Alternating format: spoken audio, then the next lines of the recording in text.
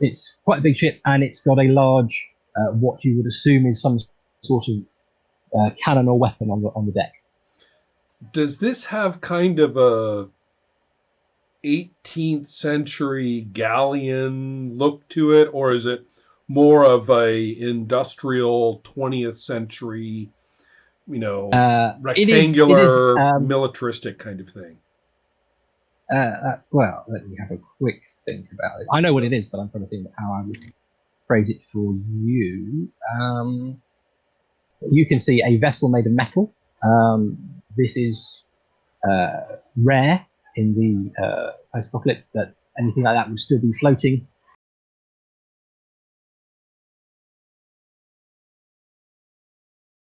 I'm perfectly human, I assure you. Because they all glow in the dark, right? Well, I'm special. Right. Background. Cool. So, incredibly high further conspiracy checks obviously mean that there can be more Octopus-plaining, as people will tell you about one of the other on-boards, who is Captain Copperbeard, and their ship, which I couldn't think of a good name for a post-apocalyptic vessel with a large cannon on it. If anyone has good ideas for a name for this, that would be really great. They are, as I say, another one of the on-boards responsible for managing the floating market, and partly this is because with an ocean-going vessel, as they have, or at least sea-going vessel, they are able to facilitate trade with far distant places that no one here has ever really heard of. On the other hand, they are also weird sailory people who many of the crew people describe as pirates, possibly because they're rats, but possibly. I was about to say I don't like the sound of that one bit. But again, they are the sort of people. They are the sort of people who can reassure, the sort of violent and scary people who can help keep everybody safe at this market where everything changes things. And they have a big ship with a big cannon on it, which is only casually pointing in the direction of the shore. I'm sure they aren't intending to shell anybody. It has to point somewhere. Yes. So to describe the ship a bit more, it is a big. It's not a warship, as people from today would understand it, but it is a big ferry or something with stuff bolted onto it. It's got a crane at one end as well, and a big cannon, and lots of flags hanging off it on all sorts of places. There's seems no particular logic to the sort of flags that they have flying. Maybe more detail will come up with it somewhere. You can see that, as I say, floating out in the river, but near the shore there are a gaggle of smaller boats and little barges and things like that, all clustered around the corner of a bend in the river, which is the location of the main centre of the market. People are arriving and coming in and setting up, even as you get there, pulling your truck behind you.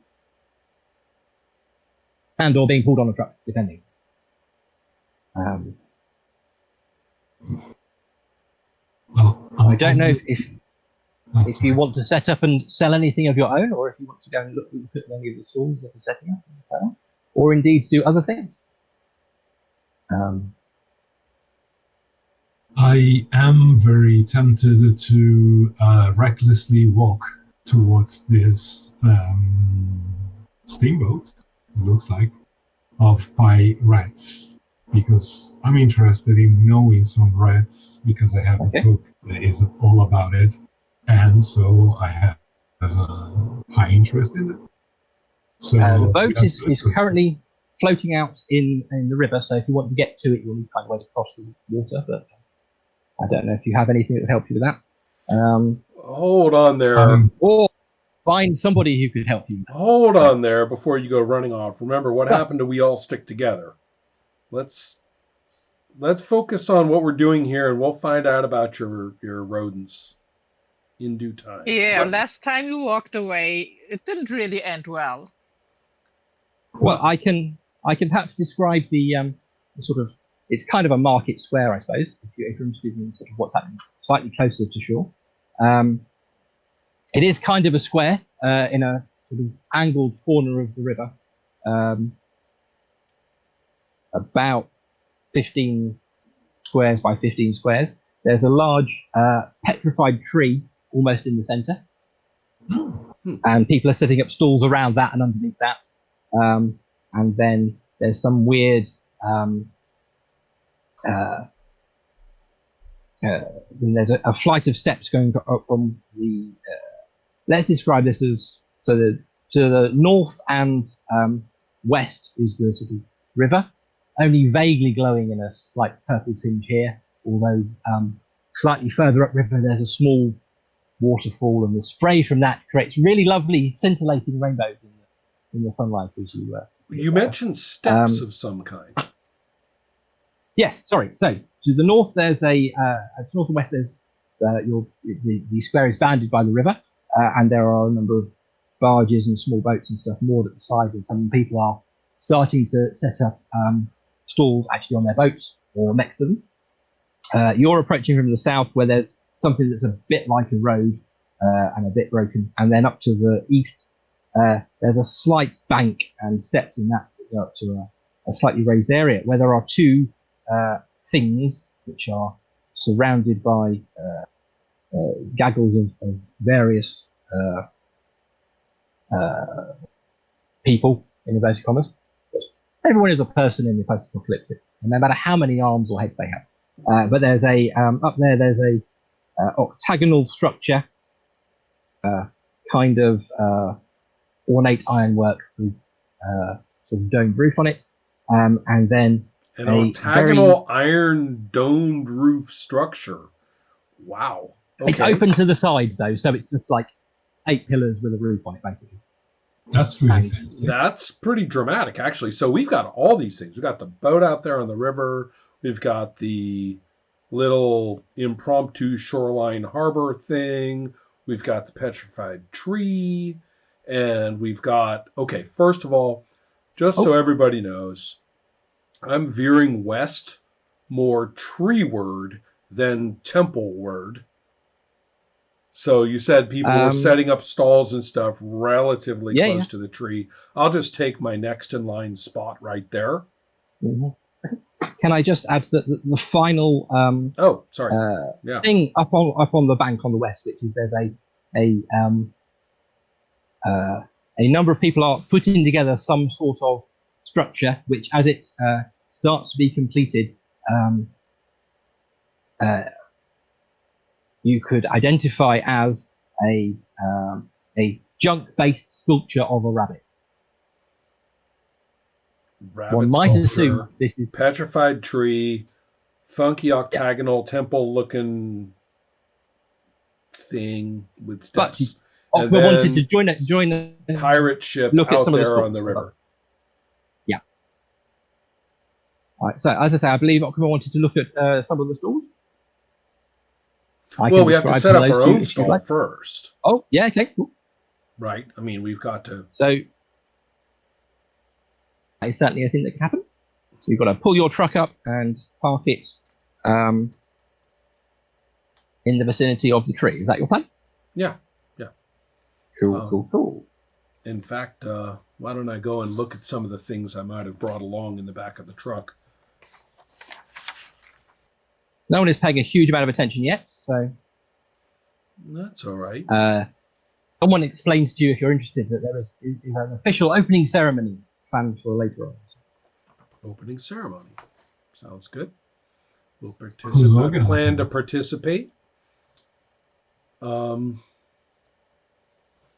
So, all right. Well, I'll just busy myself with setting up our little stalls, proper spot, no bigger nor smaller than anyone else's, and I'll allow as how that's a that looks like it's going to be a rabbit sooner or later over there. I am shocked by your power of observation, my friend. Yeah, well, That's that's it's all in here. It's what matters, Geiger. Just remember. There's a lot of radiation in here. All right. So now, are we buying and selling? Are we what? It could be a good idea in order to blend in among these animals. Oh, are the people going through the market mostly anthropomorphic animals? That's an excellent question. There are all sorts of people. There are definitely quite a few mutant animals. Some of them more weird looking than others. There are also various humans. Just next to where you pulled up, there's a gren, which is a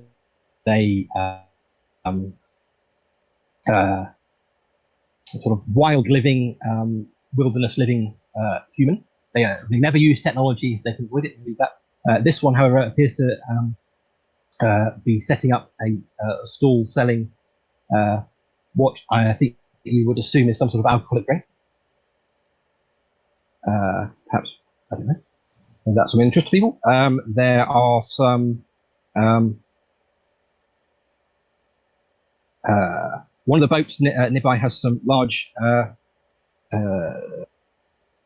creatures with shells and big claws and things like that, who are busy laying out various slightly encrusted looking bits and pieces that perhaps they have dragged up from the sea. There are also more human looking people who are wandering around looking vaguely human and vaguely mutanty and vaguely grungy in lots of scavenged clothes and things like that. If there are more, and there are people starting to mill around and actually look at some of the stalls. Definitely, some people are starting to down drinks at the stall next to you, things like that. Well, I would like to, and needed, I can have a check. I would like to know if there are rat people or old-style humans like me. I would scan the crowd for those two specific subgroups.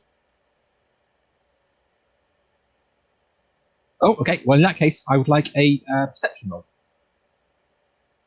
Perception, which is based for some reason on wisdom, which is the stat that I'm most lacking on. My astounding 7, which gives me a perception of -1. And I have a total of 1 in my roll, but we are just hitting those twos hard. All right. Well, while you're busy not spotting any humans, I'm going to see about that liquor next door. Very interested in whether some low-tech, this low-tech keelboat, which I've brought along, seems like it would be a fine item for those who appreciate workmanship, sturdy, traditional arts and ways of life. That certainly seems like a sensible thing to ask. If you're interested, there's a picture of a gren, the sort of wild living humans, on page 113 in the main Gamma World book. If anyone look at that, but they're basically dreadlocked and wearing skins and